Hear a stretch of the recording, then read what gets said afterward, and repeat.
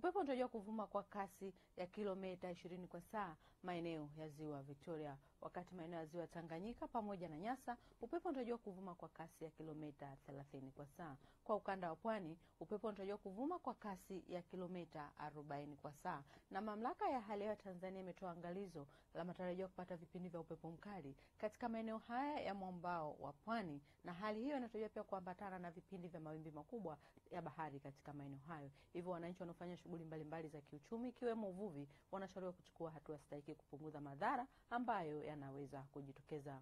Na nyakati za usiku, mpenzi mtazamaji, tunatarajia maeneo ya Tanga pamoja na visiwa vya Unguja na Pemba kutakuwa na hali ya mvua nyepesi katika maeneo machache, na maeneo mengine yote ya nchi yaliyosalia yanatarajiwa kuwa na hali ya mawingu kiasi, makavu kwa ujumla kwa usiku huu.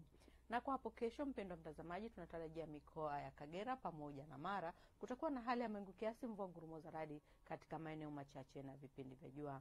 Maeneo ya Tanga, visiwa vya Pemba na Unguja kunatarajiwa kuwa na hali ya mvua katika maeneo machache na vipindi vya jua. Hata hivyo, maeneo ya mkoa wa Dar es Salaam na Pwani kunatarajiwa kuwa na hali ya mvua nyepesi katika maeneo machache, na maeneo mengine yote ya nchi yaliyosalia kwa ujumla yanatarajiwa kuwa na hali ya mawingu kiasi, makavu kwa ujumla na yenye vipindi virefu vya jua. Kufikia hapo, tupate utabiri wa siku zijazo katika baadhi ya maeneo hapa nchini.